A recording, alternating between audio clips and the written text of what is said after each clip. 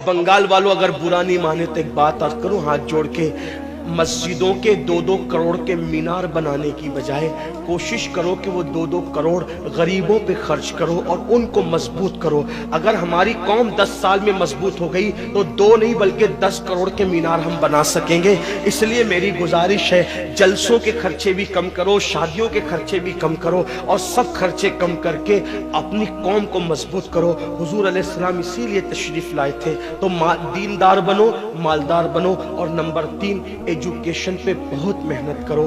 कोई भी जाहिल न रहे, कोई भी अनपढ़ न रहे। खूब खूब पढ़ाओ अपने बच्चों को। 10वीं 12वीं तक कभी मत रुकना, बल्कि अपने बच्चों को IAS बनाओ, IPS बनाओ, डॉक्टर बनाओ, इंजीनियर बनाओ। डॉक्टर भी BOMS वाला मत बनाओ, बल्कि MD और आला से आला डिग्री दिलाओ। अब आप कहेंगे मौलाना पैसे नहीं है। मैं आपसे कहता हूँ, हर साल ईद पे नया कपड़ा न बनाना पड़े न बनाओ, धुले हुए कपड़ों पे ईद कर लो, लेकिन अपने बच्चों की तालीम पे खर्चा करो। इसी तरीके से किसी और जगह पर पैसे लगाने की बजाय 10 साल अगर इन 3 निकात पर आपने मेहनत कर दी, दीनदार बनो, मालदार बनो और एजुकेशन को आम करो। हर बंदे को पढ़ा लिखा बनाओ। आप कहेंगे मौलाना नौकरी नहीं मिलती। मैं कहता हूँ, हम नौकरी के लिए नहीं पढ़ते, हम अच्छा इंसान बनने के लिए पढ़ते हैं। इसलिए कि पढ़े लिखे की तिजारत में अनपढ़ की तिजारत में फर्क है, पढ़े लिखे की गुफ्तगू में अनपढ़ की गुफ्तगू में फर्क है, पढ़े लिखे के उठने बैठने में अनपढ़ के उठने बैठने में फर्क है। देखो,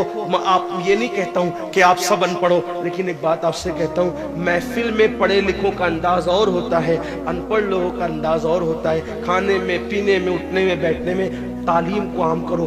दुनिया भी पढ़ाओ, आखिरत भी पढ़ाओ। अपने बच्चों को इतना इल्म दो कि वो मुसलमान रहे, सच्चे मुसलमान रहे, और अपनी बच्चियों को भी इतना इल्म दो, सच्ची पक्की मुसलमान रहे। और स्कूल, कॉलेज, यूनिवर्सिटी में आला से आला तालीम दिलाओ। और याद रखना, गुर्बत का बहाना मत बनाओ।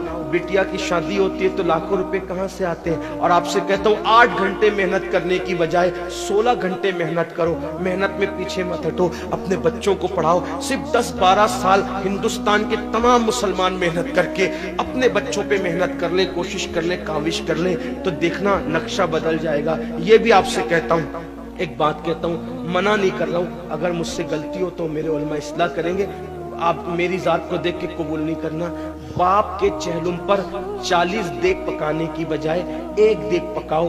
उन 40 देगों का खर्चा बचाकर किसी बच्चे की तालीम पर अपने बाप के इसाले सवाब के लिए खर्चा कर दो।